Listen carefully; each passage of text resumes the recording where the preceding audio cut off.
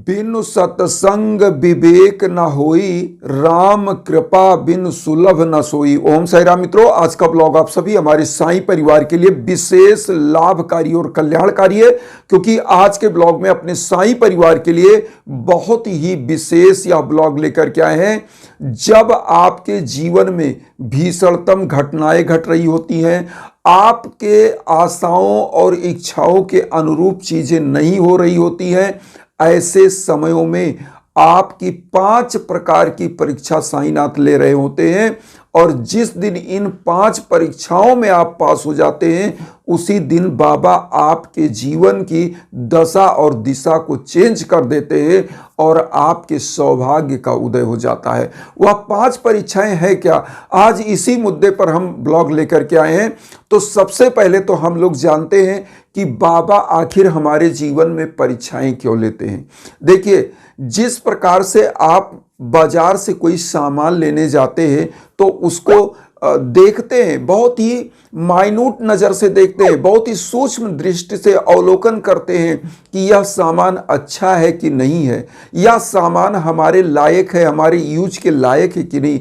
ऐसे ही बाबा देखते हैं कि यह जो भक्त है यह सुपात्र है कि नहीं है, हमारे भक्ति के लायक है कि नहीं है, हमारे जीवन में अगर इसका प्रवेश हो रहा है और हम इसके जीवन में प्रवेश कर रहे हैं तो ये कहाँ तक चलने लायक है। ऐसे समयों में आप अगर इन परीक्षाओं में पास हो जाते हैं तो स्वयं प्रभु आपकी बाह को ग्रहण करते हैं, आपकी बाह को पकड़ लेते हैं, आपकी दशा और दिशा को परिवर्तित करते हैं।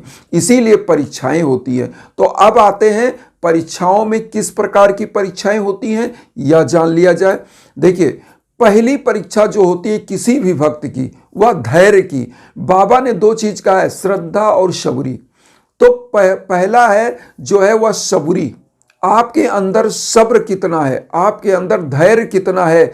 जब आपकी कठिनतम परिस्थितियां चल रही हों, एक चीज मैं आपको बता दूं, भक्ति के मार्ग में चलने वाले व्यक्तियों का परिवार भी साथ छोड़ देता है, समाज भी साथ छोड़ देता है। और ऐसा ही व्यक्ति, इसीलिए कहा गया है कि कामी क्रोधी लोभी इनसे भक्ति न होए, भक्ति करे कोई शूरमा जाति वरण कुल खोए। तो ये आप जान लीजिए, भक्ति की राह पर चलना आसान नहीं है। ऐसे समयों में जब आपका कठिनतम समय चल रहा हो, जब आपका परिवार भी, आपके सगे संबंधी, इवन इस समय में होता भी यही है, जब आप भक्ति के मार्ग पर चल रहे होते हैं, जब आप सत्य के मार्ग पर चल रहे होते हैं, तो वह कठिन होता है। ऐसे मार्ग को अगर आप क्रॉस कर ले गए, आप उन कठिन परीक्षाओं के दौर को पास कर ले गए, तो परमात्मा के समीप पहुंचते हैं। अब दूसरी जो सीढ़ी आती है, कठिनतम सीढ़ियां, वो क्या है? आपके विश्वास की। विश्वास की क्या? इसी के लिए कहते हैं श्रद्धा। जो आपके अंदर श्रद्धा है वो टेस्ट करते हैं साईं, क्योंकि आपके सम्मुख ऐसी ऐसी परिस्थितियां आती हैं, ऐसी ऐसी कठिनाइयां आती हैं, जो आप बाबा से मांगना चाहते हो वो मिलता ही नहीं है। आपके अंदर अविश्वास का पुंज जन्म लेने लगता है, जो नकारात्मक शक्तियां वह जन्म लेने लगती हैं, और प्रभु आपके साथ लीला कर रहे होते हैं। आप जब समझदार हैं तो आप उसमें कभी घबराते नहीं हैं, क्योंकि हवाओं के विपरीत चलने वाले ही इतिहास रचा करते हैं। तो प्रभु आपका क्या टेस्ट करते हैं? विश्वास, श्रद्धा। आपके अंदर श्रद्धा कितनी है, अपने परमात्मा के प्रति विश्वास कैसा है। जैसे हिरण्यकश्यपु ने प्रहलाद के ऊपर अत्याचार किया, लेकिन प्रहलाद को अपने उस अगाध प्रेम और परमात्मा में विश्वास था, तो वह परमात्मा उनकी रक्षा किए। इसी प्रकार से अब आती है तीसरी चीज। क्या है तीसरी चीज जो आपकी आती है? वो ये आता है कि आपके अंदर त्याग, अहंकार। बाबा क्या करते हैं? आपके अहंकार को समाप्त कर देते हैं। आपके अंदर जो अहंकार होता है उसको जलाकर राख कर देते हैं, समस्त प्रकार से आपको तोड़ देते हैं। और जब आप टूट जाते हैं, बिखर जाते हैं, और तब आपके अंदर से एक चीज निकल कर आती है कि अब हमारा समर्थ नहीं है, जो कुछ है वह साईं करेंगे, परमात्मा करेंगे, गुरुदेव करेंगे। उसी समय बाबा आपके अंदर प्रवेश करने लगते हैं, आपके जीवन में चमत्कार आता है, आपकी दशा और दिशा बदलने लगती है। क्योंकि अहंकार एक ऐसी चीज है जो लिखा हुआ है कि जब मैं था तब हरि नहीं, अब हरि है मैं नाहीं। मतलब जब मेरे अंदर अहंकार था तब ईश्वर नहीं था, और जिसके भी अंदर अहंकार होता है उसके अंदर राक्षसी प्रवृत्तियां जन्म ले लेती हैं, उसके पास कभी ईश्वर की किरण आती ही नहीं है, क्योंकि उसका सर्वनाश होने वाला होता है। जिस प्रकार से रावण बहुत ज्ञानी था लेकिन उसके अंदर अहंकार का एक किरण प्रस्फुटन हुआ और उसी अहंकार और दंभ के कारण वह बर्बाद हो गया। मतलब इसीलिए कहा गया 1 लाख पूत 1.25 लाख नाती ता रावण के दिया न बाती। मतलब 1 लाख पुत्र और 1.25 लाख उसके नाती थे, मतलब उसके पुत्रों के पुत्र थे, और सब को लेकर के वह बर्बाद हो गया, इस धरा से ही मिट गया। जबकि उससे बड़ा ज्ञानी कोई इस धरा पर पैदा नहीं हुआ। लेकिन अहंकार का जब बीज जन्म लिया और वह ऐसे चरम वृक्ष के रूप में पनपा, तो राम जैसे एक ऐसे प्रतापी योद्धा जिन्होंने उस अहंकार को, दर्प को, कंदर्प को चूड़ कर दिया। तो इसीलिए अहंकार कभी होना नहीं चाहिए। अगर आप प्रभु की श्रद्धा चाहते हैं तो अहंकार का त्याग होगा। इसीलिए लिखा है लोभस्य मोहस्य पापस्य कारणात्, लोभ मोह ही पाप का कारण बन जाता है। तो किसी भी प्रकार का अहंकार अगर आप करते हैं तो यह लोभ मोह के कारण के रूप में जन्म लेता है और आपका विनाश करता है।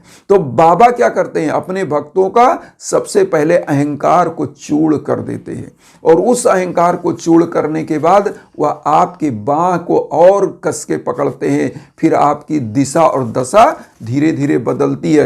अब चौथा चीज क्या आता है, सेवा और करुणा। जब आपके अंदर सब कुछ समाप्त हो जाता है, मतलब आपके अंदर श्रद्धा आती है, शबरी आता है और अहंकार समाप्त हो जाता है, तो आप क्या करते हैं, फिर उसके बाद आपके अंदर करुणा जन्म लेती है, क्योंकि आप उन कठिन परिस्थितियों से निकल कर आए हुए होते हैं, आप उन संघर्षों को झेल कर आए होते हैं, तो आपके अंदर वह करुणा जन्म लेती है। आप समस्त लोगों के पाप और समस्त लोगों के कष्ट को समझने लगते हैं कि इसका पाप क्या है, इसका कष्ट क्या चल रहा है, इसके जीवन में क्या दुख चल रहा है, उन चीज़ों को आप समझने लगते हैं। और फिर आपके अंदर वह करुणा क्या होती है, दया भाव में, आप सेवा भाव में कन्वर्ट हो जाता है। वही करुणा सेवा भाव में कन्वर्ट हो जाता है, और साईं का जो लक्ष्य है यही करुणा का ही जन्म कराना आपके अंदर, कि सेवा भाव के रूप में आप इस समाज में लग जाएं। बाबा ने स्वयं क्या किया, करुणा दिखाया, प्रेम दिखाया। एक वंचित जीवन जीकर, किंचित मात्र साधनों में जी करके उन्होंने लोगों को अपने तप, अपने बल, अपने करुणा का एक संदेश दिया। और आप सोचिए कि आप अगर उस झोपड़ी में बैठा दिया जाए तो आज शायद आप रह नहीं सकते। साईं ने तो उस मस्जिद को द्वारिका माई बना दिया, और ऐसी द्वारका माई कि जहाँ से आज प्रेम, करुणा, समरसता की भावना का, शांति का पूरे विश्व में संदेश जा रहा है। तो बाबा की कृपा जब बनती है ना, तो एक छोटा सा गांव जो शिरडी था आज विश्व के पटल पर स्थापित हो गया। और आज आप शिरडी जाते हैं तो वहाँ के अंदर जो शांति आपको महसूस होती है, उस धरा पर जब आप पांव रखते हैं तो लगता है कि बाबा की कृपा आप पर बरस रही है। तो होता क्या है, आपके अंदर जब करुणा जन्म लेता है तो परमात्मा की कृपा आप पर बरसने लगती है। अब पांचवा चीज क्या होता है, लास्ट चीज, कृतज्ञता। कृतज्ञता क्या होती है, परमात्मा के प्रति कृतज्ञता, कि प्रभु ने जो हमें दिया है वह चीज हमारे जीवन के लिए बहुत है। कभी अधिक की लालसा नहीं, परमात्मा को पता है। साईं स्वयं कहते हैं, जो भक्त अनन्य भाव से मेरे शरण में आ जाता है, मेरे शरणागत हो जाता है, उसके घर में अन्न धन वस्त्र की मैं कमी नहीं होने देता, उसके जीवन को मैं संचालित करने लगता हूँ, समस्त प्रकार के रोग दोष मैं दूर करता हूँ। तब कब, जब आप समर्पित हो जाते हैं, जब एकदम से आप न्यौछावर हो जाते हैं बाबा के श्री चरणों में, उसी समय आपके ऊपर बाबा की लीलाओं के रूप में, संकेत के रूप में आपको सहयोग प्राप्त होता है, और बाबा आपको अपने आगोश में एकदम से ले लेते हैं। कोई भी व्यक्ति आपका कभी कोई शत्रु, कभी कोई बाधा आपका नुकसान नहीं कर सकती, क्योंकि ये होता है बाबा की कृपा और बाबा की लीलाएं। तो बाबा की जब लीलाएं जन्म लेती हैं तो क्या होता है, आप ये जानकर चलिए, तब जीवन में एक ऐसी संयोग बनता है, चमत्कार का संयोग। उस चमत्कार का संयोग क्या है?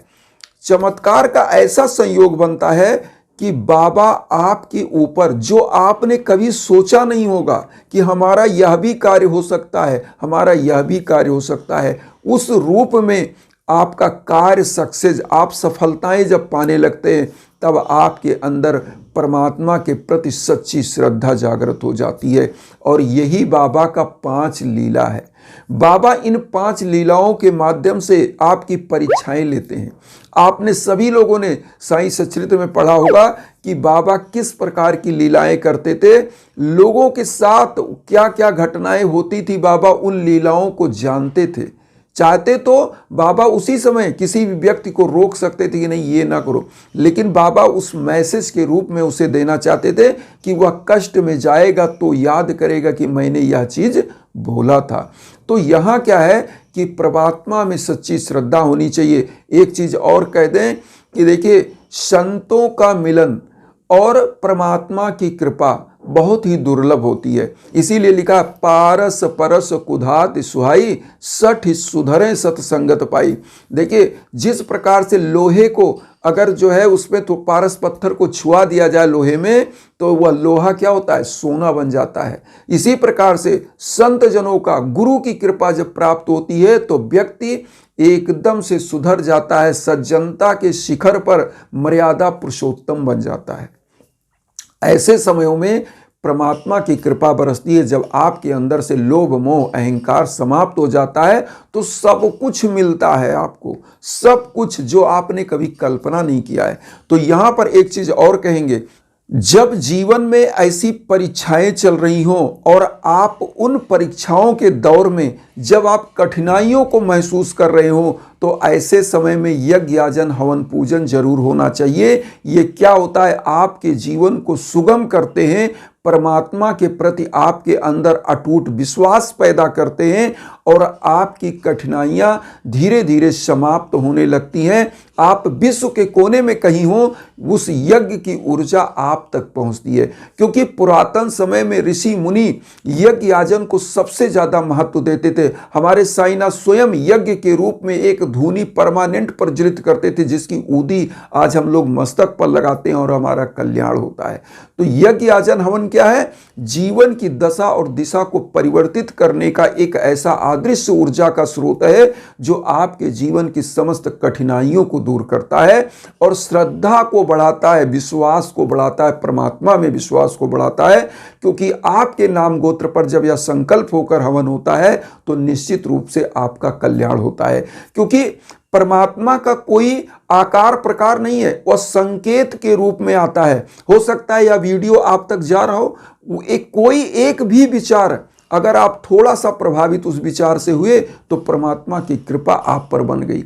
होता क्या है कि कहीं ना कहीं परमात्मा, आपने साईं सच्चित्र पढ़ा होगा, उसमें बाबा किस रूप में, कहीं कैलेंडर के पोस्टर के रूप में कहीं आ गए, कहीं पर बाबा जो है किसी जीव का रूप रख के आ गए, कहीं किसी संत का रूप रख के आ गए। कोई पहचान नहीं पाता था, लेकिन जो ज्ञानी होते थे, बुद्धिमान होते थे, वह जानते थे कि साईं की ही लीला है। और वह लीला क्या होती है, बाबा कृपा देखते हैं आपके ऊपर देने लायक है कि नहीं वह कृपा, आप उस पात्र हैं कि नहीं है। तो सुपात्र को ही परमात्मा की कृपा मिलती है। इसीलिए कहा जाता है, बिनु सत्संग विवेक न होई और बिनु राम कृपा बिन सुलभ न सोई। तो भगवान की कृपा के बिना सत्संग भी नहीं मिलता, परमात्मा भी नहीं मिलते, गुरु भी नहीं मिलता। इसलिए ईश्वर की कृपा बहुत आवश्यक है। इसीलिए यज्ञ याजन हवन पूजन क्यों होता है, आपकी विश्वास को बढ़ाने के लिए, आपको परमात्मा तक जोड़ने के लिए, आपके जीवन की कठिनाइयों को दूर करने के लिए, आपके अंदर एक विश्वास बनता है।